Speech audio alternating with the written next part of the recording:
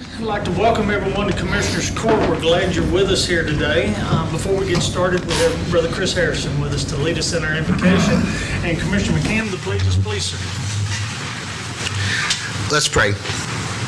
Dear Lord, we come together today with thanks and with gratitude in our heart. We've been through a storm that caused some disruption of normalcy, but you have guided us and carried us through that. But this storm that we faced with ice and cold is not the only storm that we see going on around us in our world, even in our own country. And God, you still have ways to help us, to help them, but that you're not bringing all of those forces into our community. For that, we're thankful. God, just the very nature of this court itself helps us to understand that we can't do what we want to do and what we need to do for you by ourselves. We need one another. We need to be collaboratively working together, pulling together, loving together to create this community that you long for us to live in. So help us with that, even today. With the things on the docket, on the agenda, help us to see your hand moving us and guiding us, and help us to always have a desire to grow and craft and mold our community to be the best that it very can before us. We thank you for your deep love for us, and we thank you for the ways that you tangibly show that to us each and every day. In your name I pray. Amen. Amen. I pledge allegiance to the flag of the United States of America and to the republic for which it stands, one nation, under God, indivisible, with liberty and justice for all. Honor the Texas flag. I pledge allegiance to thee, Texas, one state, under God, one and indivisible. Brother Harrison, thank you, sir. All right. Well, the time is 9:01. We do have a quorum, so we will call this meeting to order. Are there any citizens' comments? Since there's no citizens' comments, I do have one court announcement that I'd like to make. With us today, we have our TAC representative, our former Van Zandt County judge, Miss Rita Coaches, that's with us here today. She comes around ever so often to hear what we've got to say, and we appreciate her being here today with us, so thank you, Judge. Item number 1 is consider and take action on minutes of previously held meeting of Commissioners Court on January the 13th, 2026. Are there any additions, deletions, or comments? Hearing none, Judge, I move we approve the regular session minutes of Commissioners Court on January the 13th, 2026 as presented. I'll second his motion. Motion made by Commissioner Tooley and second by Commissioner Spivey to approve the minutes of January the 13th, 2026 as presented. Any further discussion? All those in favor? Passes unanimously. Item number 2 is consider and take action on request for reimbursement of overpayment of taxes from the Henderson County Tax Assessor Collector. Good morning. Good morning. I have 7 refund checks for court approval totaling $160,818.66.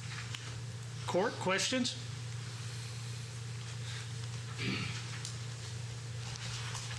Surely, I thought they're I see the two big ones are agreed judgments, I guess district court. Yes, sir. Rest are just overpayment and homestead and disabled vet Yes, sir. refunds. Any other questions? Entertain a motion. So moved to approve. I'll second the motion. Motion made by Commissioner Richardson and second by Commissioner McCann to approve the request of overpayment, request for reimbursement of overpayment of taxes from the Henderson County Tax Assessor Collector as presented. Any further discussion? All those in favor? Passes unanimously. Thank you, ma'am. Now, item number 3 is consider and take action on presentation of a delinquent tax collections report from Macquarie Veselka, Bragg and Allen, otherwise known as MBVA, and a resolution related to properties bid in trust to Henderson County. Good morning, Ms. Gold. Good morning, Judge. Good morning, Commissioners. The collection report that I'm going to give today was previously provided in your packet, as well as the resolution for bid and trust properties. Looking at the collections report, if you turn to page 3, it's the total revenue from tax collections. Under this page, this is your total revenue during your fiscal year for each tax year. So for your 2024 fiscal year, we collected 101.46%. That is $603,550 over and above your budget. So that was dollars in your pocket for that budget year. And since we got over 100%, we were able to add an additional $600,000 to your budget for that year. Looking at tax year 23, we did 101.25, which was an additional roughly $470,000 over and above your budget. And that does include penalty and interest, which is how you get over 100%. Looking at the next page is just another way of looking at collections. So this is the cumulative tax collections, and this goes through when the tax year, when it's levied, all the way through as of December 31st of 2025. For tax year 2024, we collected 97.57%, and for 2023, we collected 98.5. For 22, it's 98.97, and for 21, it's 99.27. Now, this is base tax only, and while it gets close to 100%, we never really hit 100% because a portion is always uncollectible. It could be double assessments, mobile homes that are no longer there, or other reasons like it's a business that is no longer there or solvent, and so that's how we cannot always get 100%, but we get close. Looking at your next page is the delinquent tax collections as of December 31st of 2025. For tax year 2024, which was turned over to us on July 1st of 2025, in that 6 months, we have collected 45%. For 2023, we've collected 66.51% over 18 months. For 22, 75.10 for 30 months, and then for 21 is 78.73%, and that's over a 42-month span. Do I have any questions on these 3 ways of looking at your total collections? Court? On page 4, I guess, the cumulative tax collection, is that, that's, say for 2024, 97.57%, that's how much taxes that people came in and paid to the office? Yes, sir, that's the cumulative base collection, so that includes current and delinquents. But it does not include penalty and interest. Gotcha. Any other questions on those charts? Please continue. We are going to move to page 9. And this is just a status of the outstanding delinquent balance. I moved you to page 9 because this is your total outstanding balance. And the page priors will break it down from tax year 24, 23, 22, and 21, but it takes this chart and it breaks it down separately. But looking at the total outstanding balance, you have $3,465,556 as your total outstanding balance. When you look at the breakdown, the first 4 are amounts that are either under suit or judgment or research in progress, meaning we are still locating addresses or they're still workable accounts and we are working on the title to try to get them to a suit and or judgment. Or people are paying on them, which is preventing us from filing suit on those. And then the last 4 are uncollectible or temporarily uncollectible for whatever reason, either being a uncollectible unknown address, a bankruptcy, a tax deferral, or pre-litigation payouts. Now, if you look at the bottom four, which are temporarily uncollectible, the total amount is $1.7 million. So that's 49.23% of your entire outstanding balance is temporarily uncollectible. I say temporary because tax deferrals will eventually fall off, allowing us to go after those amounts. Bankruptcies will end, which will allow us to go after those amounts later on as well. And then the uncollectible and unknown, a lot of times we are able to figure those out because it's airship and things like that, so we can resolve some of those, but some are completely uncollectible, again, because they may no longer be there, double assessments or insolvents. Do I have any questions on this total outstanding? Go ahead, Commissioner. Out of that 1.7 that is on the uncollectibles, is what would you say would be collectible in the future? You know, that's hard to say, but just looking at two sections, which are the bankruptcy and the tax deferrals, that's roughly 1.1 million.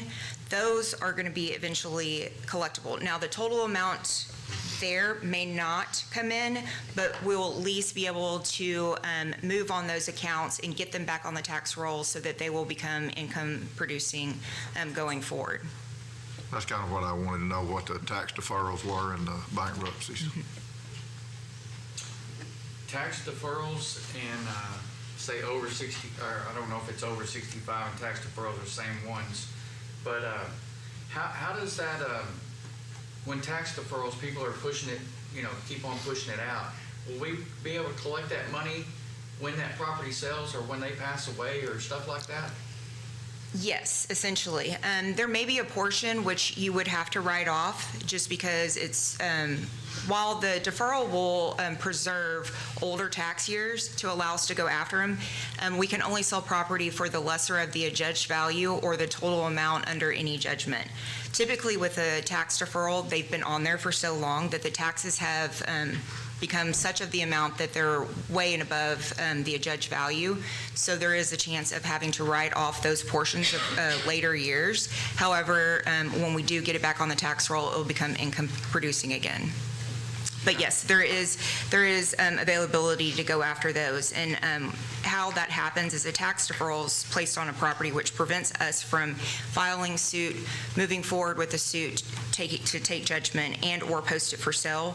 And then once the person no longer occupies it as their resident homestead or they pass away, there's 181 days that must lapse before we can start going after the taxes, the delinquent taxes on those. Following that same line, and those opportunities here for deferrals and so forth, those are all statutory allowable, correct? By Correct, the yes. law. That is a legislature demanded hard stop for us, and also, kind of a strategy for taxpayers so that they don't lose their home, especially because this deals with homesteads.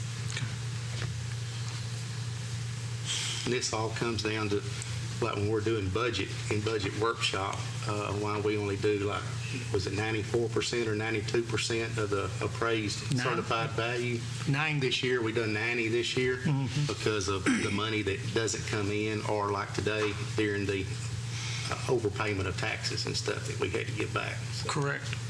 And that is when we are working through our budget process, we, at that point in time, say, this amount we don't believe will be paid, and we take that in consideration in setting our budget. Ms. In Mom? addition, our budget's based on current tax revenues, essentially. People don't always pay the current year. So we also have to take that into consideration, that those will go delinquent. So that's part of the reason we do that. And then it's her problem. And just to kind of piggyback on what Anne-Marie was saying, looking at page 3, if you look at tax year 22, and I'm sure the court remembers this year, there was a current tax collection issue. So looking at what we were able to bring in just during that fiscal year, we didn't quite hit 100%, and it is largely due because of the current collection issue. If you look on page, if you look then at 22 in that chart and look at penalty and interest, our penalty and interest was $620,000, which is more than what we collected in 22 or in 21. So it shows that the delinquent collections were on par, but it was the currents that were lacking. And so that is one reason that y'all do it. If memory serves right, when we were going through the budget process that particular year, that was when we started scrambling and reached out to Ms. Golden, her firm, to, hey, we need some assistance here. Because don't the delinquent taxes from the previous tax years don't go to pay for the current tax years? They go back into the reserve or general fund. You can only use the current tax years.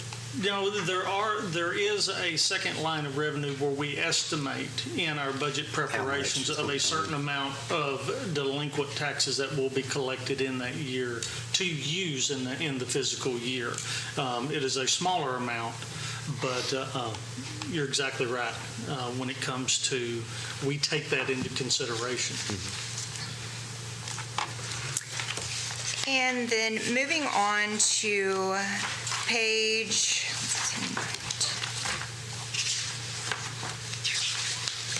11, just gives you a breakdown of everything we've done on your behalf for the total reporting period. So from January 1st of 22 through December 31st of 2025, this lays out the total notices that were mailed, how many suits were filed, judgments taken, mineral notices, personal property notices, tax warrants, and then ultimately your tax sales. And it breaks down each tax sale by date, numbers of properties that were posted, how many were withdrawn because they were paid, properties sold to third parties, or properties bid in trust, and then how many properties that were bid in trust were later sold. One trend that we are seeing is that majority of your properties are being pulled for being paid in full prior to our tax sales. So our tax sales are getting smaller, which is not necessarily a bad thing because more people are paying.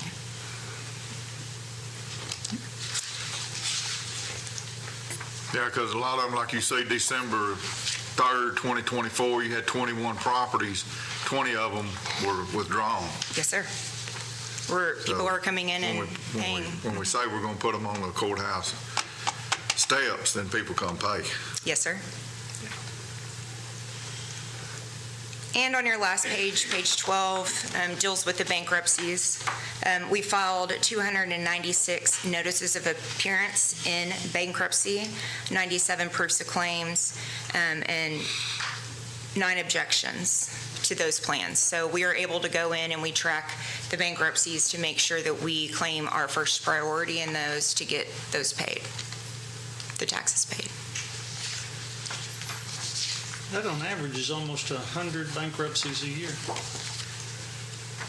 I don't know the full number of actual bankruptcies, but I do know for 24, you had 50,000 under. From 2022 to 2025, almost 300 is on your last page that I was looking at, was where I was drawing that from. Some of those are duplicative. Okay. Some people, because some have filed more than one. So I kind of group that as into a single person. Okay.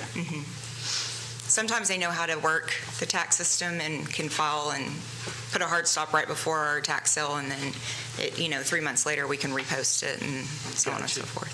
Okay. Do I have any other questions on the collections report? Court? Tax sales. So how does the county, or you being our representative in tax sales, what's your threshold to go out and get properties back on the tax roll when we go to a tax sale? Threshold as far as like amount of taxes that are due? Yeah. Typically, it's $1,000 is before we file a suit, and then, so long as there's taxes due, we'll typically take it to a sale. Now, we're not going to sell something where we add in an amount for publication fees and sales costs that would exceed the amount of taxes, because that just puts them, the taxpayer, into kind of a worse off situation. However, most of the time, properties that are going to a tax sale have multiple years due and are typically the heirship properties, because we're already working with the people with homesteads and otherwise using the statutorily demanded remedies that they can to stop us from doing it, and or payment plans, because we do offer payment plans after we take a judgment before we are going to sell it, to give more than enough opportunity for people to pay. I don't know about other commissions, but it's always in our POAs that they ask, how do we get this dilapidated property back on the tax roll, or move this trailer off the property? Yes, sir. In those situations, we will sell them so long as there's taxes due. Because if it is dilapidated or there are nuisance, liens and stuff, there's not anyone out there that is trying to pay or has been trying to pay. So in those situations, we do try to hurry and get it back on the tax roll so that, whoever purchases it can clean it up, and then it can be a tax revenue for the county again. And they have to buy it through a tax sale, right? They Yes, can't sir. Personally, just call in and say, I want to buy this property. Correct. It has to go to a tax sale. But following that, if it is put up for sale and there is not a successful sale, it then goes into trust, which is what we're going to be dealing with next, or those that did not sell at auction, of which there's a whole another process for that. That's similar to kind of what you're alluding to. One thing that historically in the past, I'm going to give them credit, the amount of school taxes was so much larger on properties than what the county had owed. Much of the pressure brought against some of those properties meeting threshold was done from the school district side. Well, now that the legislature has bought down from its cash reserves what the school taxes are, we're getting more pretty even. So you'll probably see some adjustment in that calculation on when to move and when not to move in the future. Because it used to be school taxes were two and three times more than what county taxes were. Well, now that field has somewhat equalized, and it'll be interesting to see going forward how the industry adjusts. If you're homestead. Pardon? If you have a homestead on that property, that's what affects it. Either way, yeah. So. In the new, there's going to be another hit taken to the school taxes due to the business personal property exemption that now is in place. It's $125,000, and so that's going to affect everyone as well. I'm looking at a tax assessor collector. That is something that during budget we'll have to use in our calculus to determine, because there's another class of property that is exempted from paying revenue in, of which we depend upon. And it is something that we've had some discussions trying to get a feel for that. And depending on how large of a sector that is, it could impact. So. And we've tried to estimate and look at it, and really it's gonna take a few years for it to play out, for us to really realize what impact that's gonna have. Just kind of like with the school taxes and the new legislation on that the last several years. Okay, so want to move on to the resolution? All right, so before you, I have 4 properties that we offered for a first-time tax sale that did not meet the minimum bid, or a minimum bid was not offered. And so I'm here before you today to see that if we could drop, so we can offer it up for another public sale to the highest bidder with no minimum bid required. Now, it says that in there. However, we generally give a minimum bid, and it's based on the value of the property, how much taxes are owed, and condition of the property and everything, because our whole goal here is just to get it sold so that we can get it back on the tax roll and bring in revenue for the county. On the first one, Our minimum bid at the tax sale in 2024 was $9,000. The judgment total was $7,000. Taxes go back all the way to 2003. It's a vacant lot. The second property, And I think that's a good point. You've got 20 years worth of taxes owed on this property that came to a grand total of $2,000 to Henderson County. Is that correct? yes, sir? And I say that because it gives focus to some of these lots that annually, it's a very small amount, and it grows from there. But anyway. Yes, sir. Track 2, this one is in Wildwood subdivision. It was originally offered in September of '24. The minimum bid at the tax sale was $7,000, which we did not receive at that time. Taxes are due all the way back to 2007. The judgment total was $5,755. There is a structure on this property, and the current adjudged value is $8,648.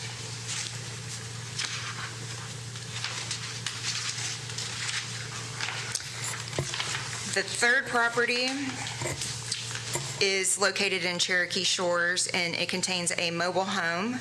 At our original tax sale in June of '25, the minimum bid was $13,947, and taxes go back to 2010 for the county and 2020 for Eustis Independent School District. The judgment total was $12,122. Again, there's a mobile home on it, and the current adjudged value is $35,111.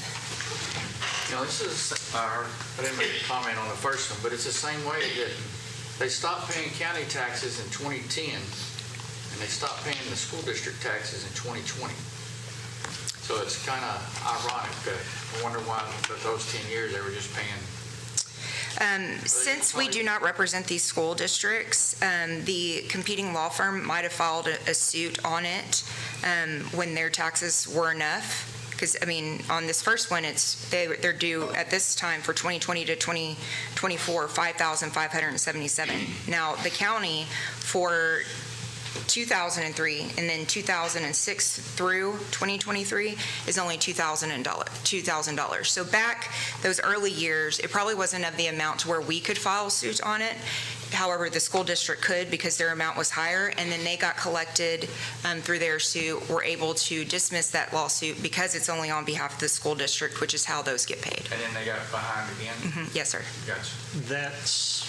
That's what I was alluding to earlier. It meets the threshold on the ISD side much quicker because it was a larger amount, therefore they came in. And since they're represented by two different law firms, I cannot file on behalf of the school taxes to bring us up to that. But can we piggyback off of their suit? Yes, sir. And they can piggyback up off of ours as well, but that typically happens when it's going to judgment. Okay. Because we took judgment on these on behalf of Eustis, Brownsboro, and I believe the last one was Eustis again. So we will collect those on their behalf as well at the tax sale. And then Tract 4 is also in Cherokee Shores. Original tax sale was June of 2025. Minimum bid was $13,920. Taxes are from 2010 to 24 for the county, 2020 to 24 for the school, and the current adjudged value is $75,567. There is a mobile home on the property, the condition of which is questionable. So those are the four properties that we would like to offer for resale in June. And we will calculate the minimum bid based on the adjudged value, taxes owed, and all those considerations to try to bring in as much taxes as we can, but also to get it sold. Court, questions? Thoughts? So, we're gonna offer a smaller minimum bid, and then if we don't get that, then where do we go? We can drop it down. However, y'all's are sold online, and so I'm not, I have a question in as to how we drop it down during the sale to get a minimum bid for the resales, but I know that there is a way to do it. Has it been doing better since we went online? Oh my gosh, yes. Majority of everything is selling, and even things that are, the value might be $4,000. Some have sold for upwards of $20,000, $30,000. So we're bringing in quite a bit more. Just Are they,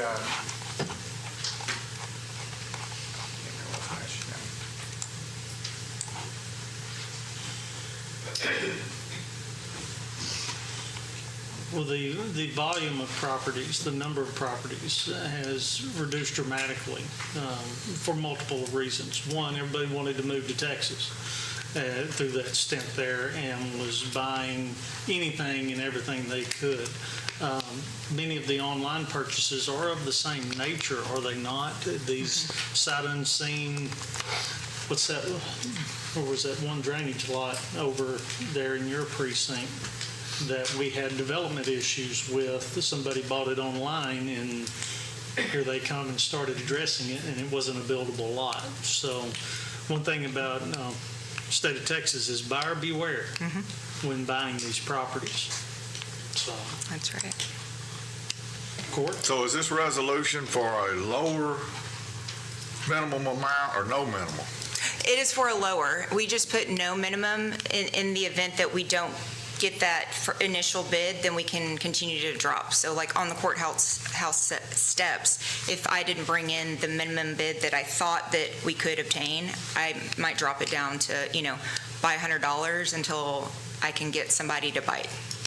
But we don't know how we can do that online. I don't know the exact steps to do it online, but there is a way to do it, and I might just have to drop it down lower as a lower minimum bid, just to be sure if I can't do it during the auction, because that might be a little confusing. this wasn't the question I was gonna ask, but, Extended. is it a one-day sale or 7-10-day sale, or? All tax sales have to be on the first Tuesday of the month in between 10, and it must conclude at 4 p.m. So we stop our tax sales about 3, and then if you're in a bidding war otherwise, then it will extend to 4. We've all been, the auction deal, can't get them to buy it, you'll drop it a little bit more. Yeah. Okay. I mean, I'm just, I'm gonna make a motion because we're not getting nothing now. And you sell them, the next month we start getting taxes paid, so. Correct. $50 is $50, so. Well, that's the main concern on most of these properties. They've been sitting there for so long. The main concern is just getting them back on the tax roll. Yes, sir. Well, and it addresses the issues that Commissioner Tooley brought up about in some of these areas, they're begging, please, let's get any way we can to get them cleaned up, and this is a way to do it. And some of the POAs are just asking, say, when's this property gonna go on sale? The POA's gonna buy it, just clean it up. And a lot of times, that's the hesitation of meeting some of the minimum bids is the condition of the property and the amount that it's going to take to go in and clean up or remove whatever is on there. Structures. No telling. So, Them old mobile homes are probably expensive to move. Yeah. Well, we've had to clean up a couple of them that they tried in the middle of the county roads over the years. that's It's no joke. to secure it so it'll stay on the trailer. Okay. Court, further discussion, the presentation or the resolution? We're hearing none. Ms. Gold, thank you very much. I do need a motion and a second on that. Okay. Yes, yes, ma'am. One thing you do need to do is introduce your girls Okay. that actually are on the ground, and now they're rolling their eyes going, stop it. Yes, so how all this happens is Michelle Snyder is our legal assistant, and Kathy Brown is our administrative assistant, and they are on the front lines and talk to the taxpayers on a daily basis and make this happen. Yeah. Well, we appreciate all of y'all's hard work. We really do. Thank you so much, because it is definitely not a position that's very fun to be in when you're addressing this with those, so thank you very much. Well, Court, if there's no further discussion on this, we need a motion with the judge's authorization to sign on the resolution. So move to approve the judge's authorization to sign. I'll second the motion. Motion made by Commissioner Tooley, second by Commissioner Richardson, to approve the resolution authorizing the resale of the 4 properties that are bid in trust to Henderson County with the judge's authorization to sign. Any further discussion? I do want to say one thing, ladies, not girls, I apologize for that, but thank you again. Is there any further discussion? All those in favor? Passes unanimously. Thank you very much. Thank you.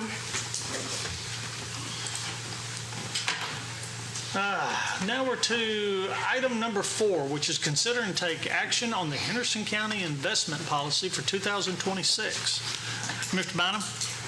Yes, Court, I bring this to y'all every year. We have to get it approved every year. It's our Henderson County investment policy.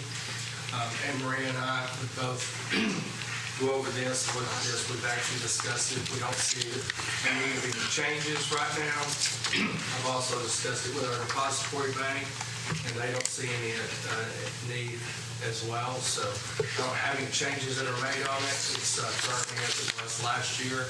So I just need to get court approval on it if you can, please. Court, questions, comments?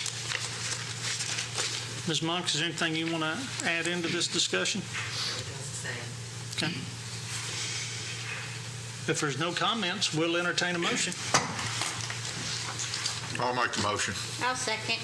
Motion made by Commissioner McCam and second by Commissioner Spivey to approve the 2026 investment policy. Any further discussion? All those in favor? Passes unanimously. Thank you, Court. Thank you, Court. Thank you, Mr. Bynum. Item 5, consider and take action on Constable Precinct 5 racial profiling report for filing purposes only. Court, we continue to receive these as statutorily required. Constable 5 has submitted his full exemption as a report for us to make recognition of for filing purposes. Any discussion? When is the deadline for them to It's file these? Or is there a deadline? first half of the year is the thing that is what comes to mind. There is not a very narrow timeline on this. We've received them up into the spring. Okay. And there are several entities when you think about it. We've got fire marshal, county attorney, DA, sheriff's department, and the 5 constables. So they come in through the first part of the year. What happens if one of them doesn't file it? I think they get a call from the state.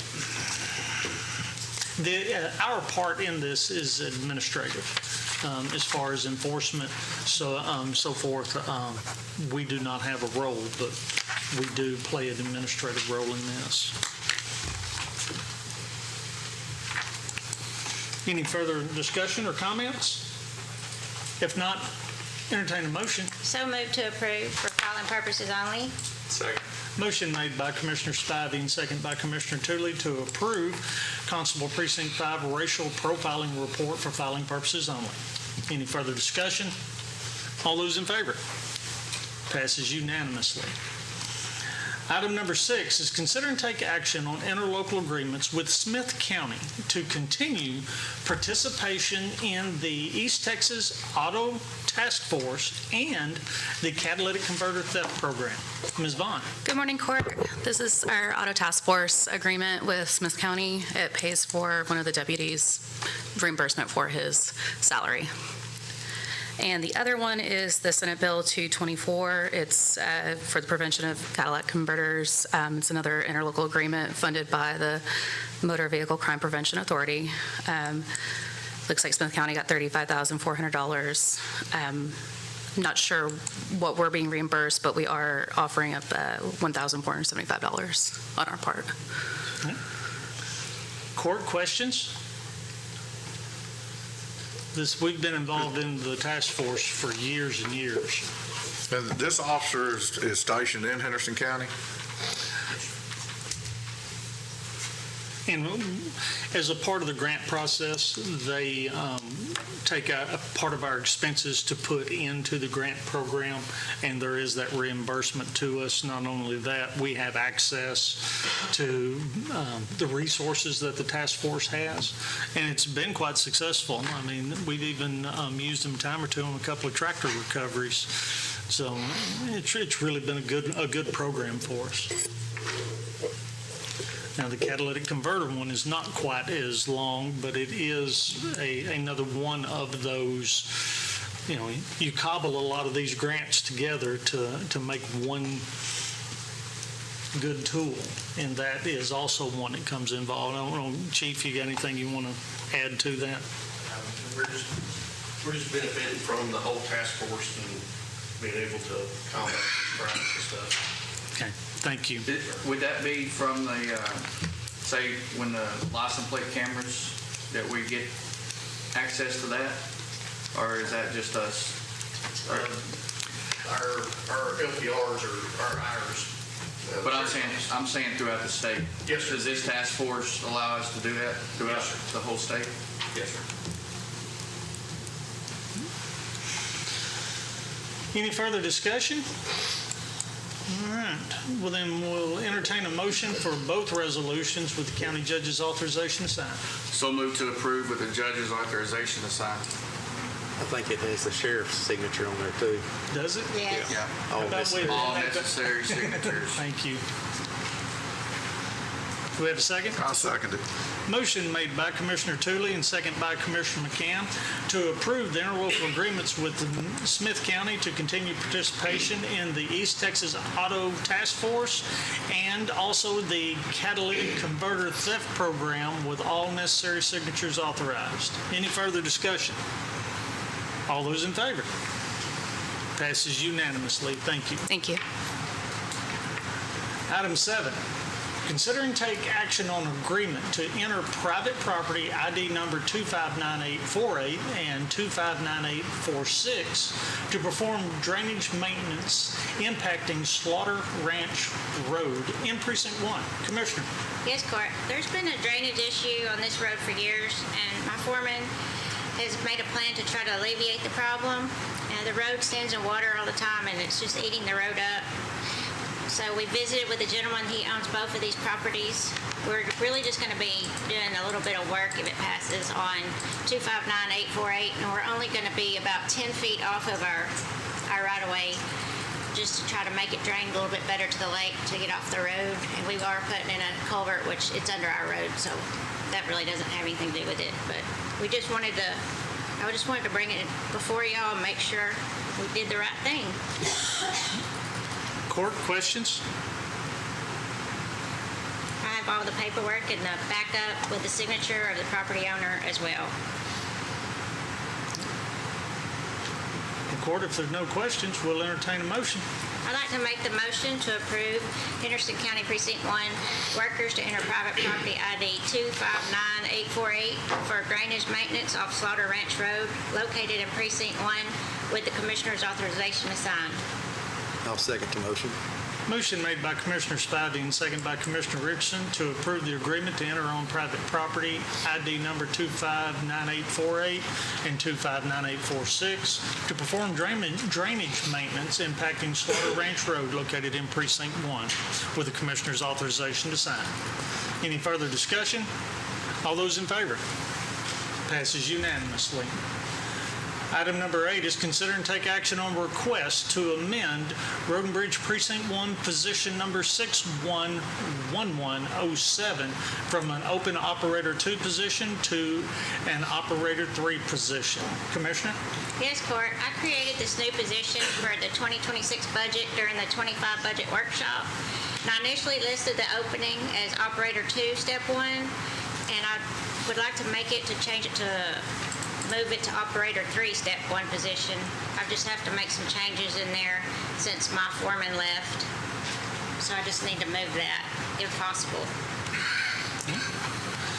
Ms. Monk, any impact? It's just that we can't make a lot of changes. Okay. Court?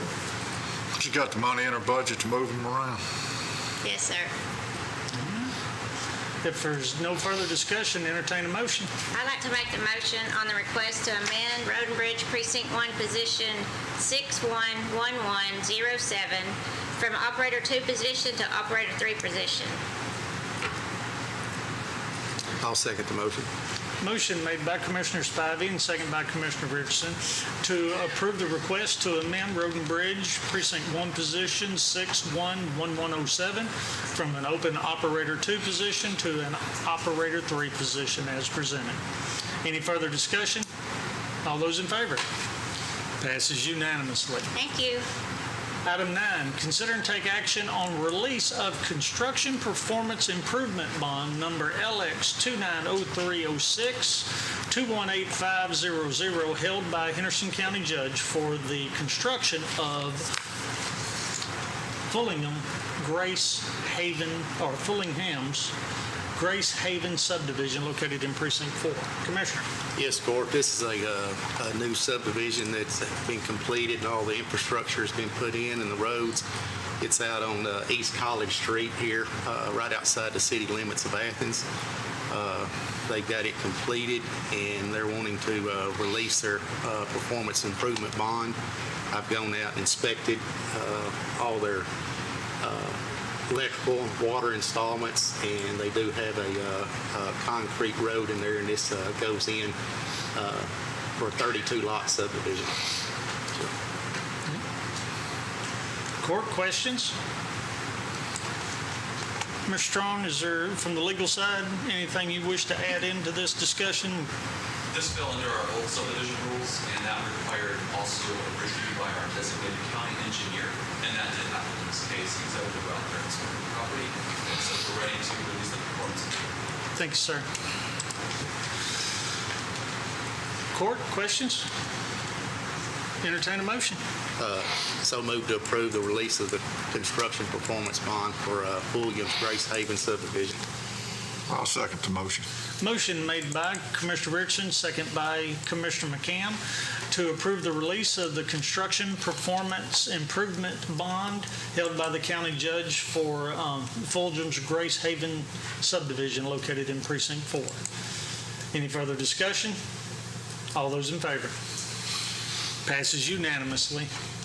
Item 10 is consider and take action to begin the 24-month maintenance bond number LX 290311-2185-00 for Fulham's Grace Haven subdivision located in Precinct 4. Commissioner. Yes, Court.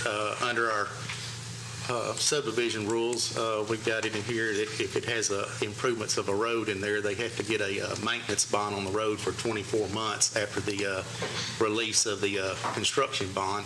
This allows their POA to start collecting dues for the maintenance of the road. This is a private road, and so this is basically what this is for 2 years, that the bond will cover any damages done to the roadway. Okay. I asked Mr. Strong to come up because these weren't always required, In our old subdivisions, we had other ways of ensuring this type of quality, but due to legislative changes, we've had to shift to this portion. You want to expound upon that? Yes, Judge. Well, this maintenance bond does fall under our old ones from '08 to 2024. Those were discretionary. We still have that in our new ones as well, the 2-year maintenance. The bond rules came out in 232.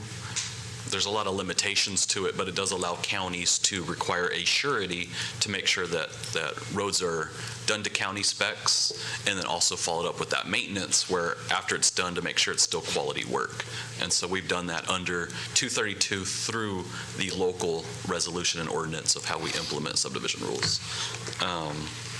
This should be, so the court's aware, this should be differentiated between the maintenance program for entering into county maintenance. That's a whole different procedure. And so we always want to make sure that just because they've entered into the maintenance bond doesn't mean that the county's going to take over this road. So, and that is a different procedure within that same subdivision section. We're not putting in the 2-year maintenance plan for it to be accepted into a county road. This is just Correct. cover for 2 years for the people that are buying the lots and stuff. Because we have had a lot that come in, and then after concrete trucks start coming in and stuff and building new homes, they had failures on them the first 2 years, and they had to come back and repair them. So I imagine this would be a privately maintained public road. Yes. That's one of the reasons why I wanted to bring Mr. Strong into this, is because there is so much confusion that continues not only with subdivisions and the roads, but the county has 2 ways to bring roads into the under county maintenance. This is not one of them, is really what I was wanting to bring to light. That's correct, Judge. This is a part to ensure that it's an insurance policy for, again, buyer beware, the individuals buying property, so that they're somewhat insured that they will continue to have the way the area was sold to them, and it's protecting those interests of those property owners. And we do require on the plat, when it is platted, that it has a disclosure on there that it is a private roadway and not maintained by the county. Yes, sir. Okay. Any further discussion, comments concerning, and thank you for going down the path with me on this as far as explaining it, but anything further on this 24-month maintenance bond, or maintenance bond? Yes. If not, entertain a motion. So move to approve. Second.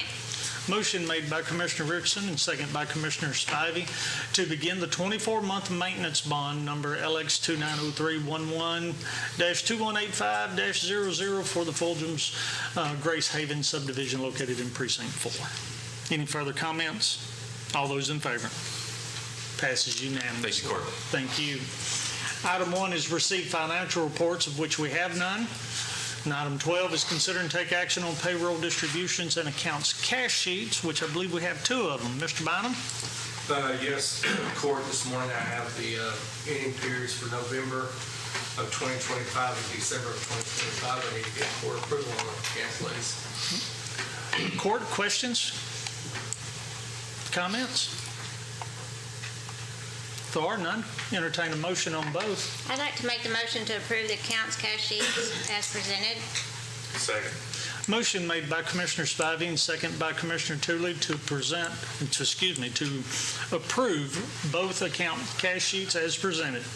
Any further discussion? All those in favor? Passes unanimously.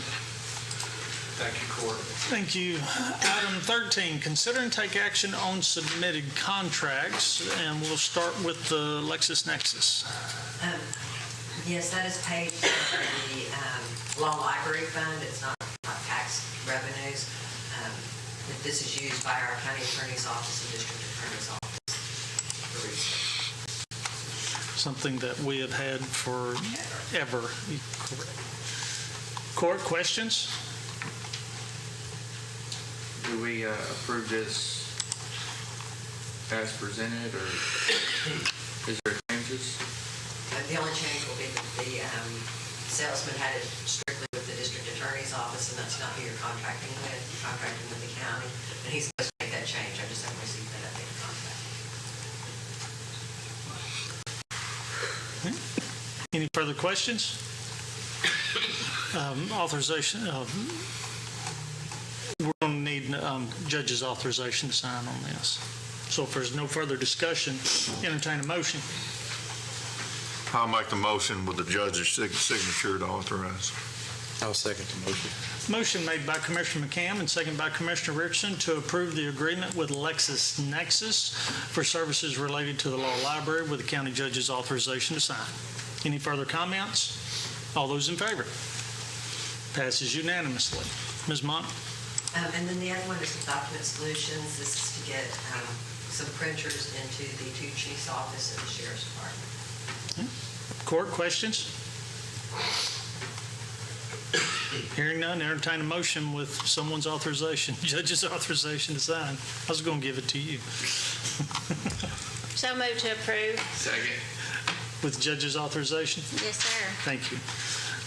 Motion made by Commissioner Spivey, second by Commissioner Tooley to approve the agreement with Document Solutions for two printers with the county judge's authorization to sign. Any further discussion? All those in favor? Passes unanimously.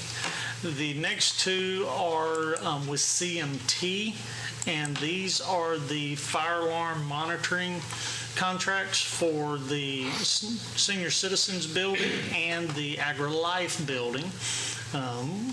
CMT currently does this building, the judicial building, and one other. We're trying to get them all pulled in together. They were a part and worked with our contractors in the building, installing this at the finalization of building the ag building and remodel. Is that correct? Yes, sir. Okay. And I think it's all activated, and we got our first bill, I think yesterday, I sent in for the monitoring on it, so. Yeah, it's always at the first of the month. Court, questions? Entertain a motion with the judge's authorization to sign. So moved to approve with the judge's authorization to sign. Second. Motion made by Commissioner Richardson and second by Commissioner Tooley to approve the two agreements with CMT Security for fire monitoring on the Henderson County Senior Citizen and AgriLife building with the county judge's authorization to sign. Any further discussion? All those in favor? Passes unanimously. Item 14, consider and take action on requests for right-of-way permits, which we have none. Item 15, consider and take action on submitted budget amendments. We have none. But we always have item 16, which is consider and take action on the payment of bills, and we have quite a bit. Yes, sir, we have 4 sets. Our first 2 sets will be fiscal year 2025. The first one will be for January 26, 26. It was in the amount of $784,792.68. Commissioner Spivey, questions? I didn't have any questions. I just had a comment on the road and bridge special, and for Lateral Road, it doesn't say which precinct it was, and I just wanted to make sure in the records it was right. And then on the ARPA for road and bridge, it didn't say which precinct. I was just going to make sure it was right. That was just a comment. I'll note it. I'll do a journal entry and get it fixed for you. Thank you. That's all the questions I had, or comments. Okay. Commissioner Tooley. I have none. Commissioner McCam. I have none. Commissioner Richardson. No questions, Judge. Entertain a motion on the first set. I'd like to make a motion to approve the fiscal year 2025 bills in the amount of $784,792.68 as presented. I'll second his motion. Motion made by Commissioner Richardson, second by Commissioner Spivey to approve the first set of the fiscal year 2025 bills in the amount of $784,792.68. Any further comments? It does say in the ARPA plan that's on County Road,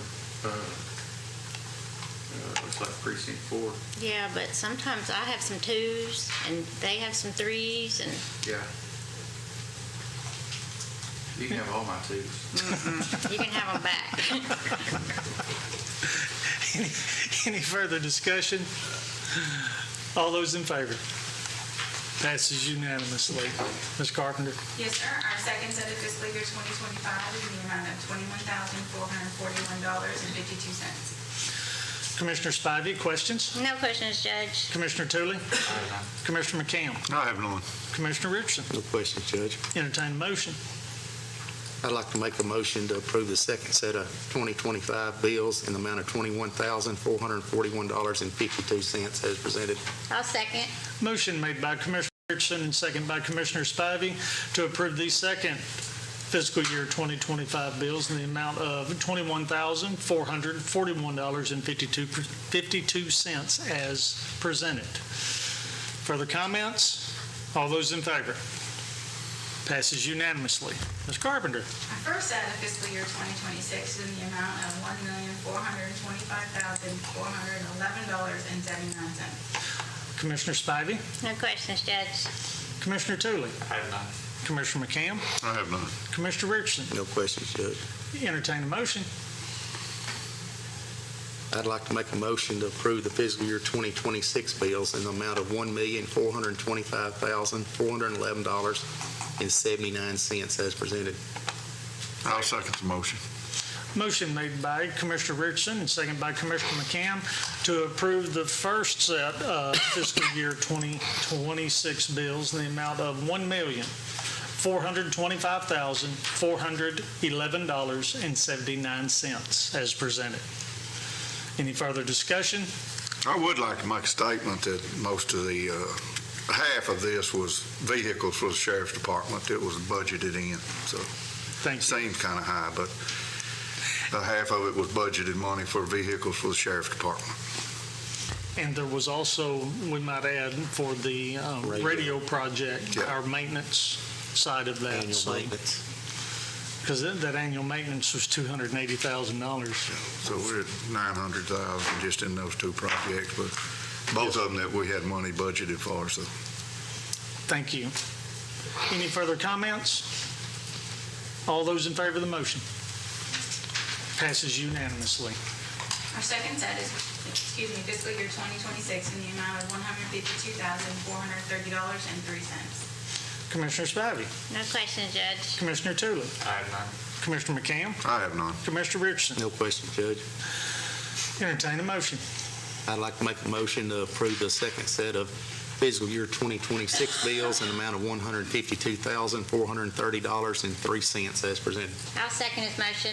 Motion made by Commissioner Richardson, second by Commissioner Spivey to approve the second set of fiscal year 2026 bills in the amount of $152,430.03 as presented.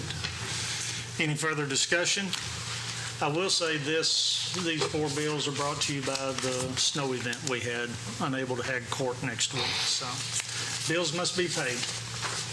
If there's no further discussion, all those in favor? Passes unanimously. Thank you, ma'am.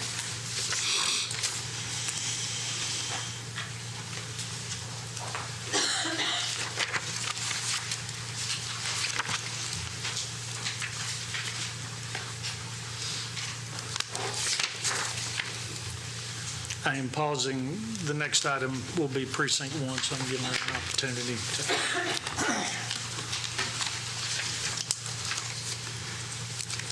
One more.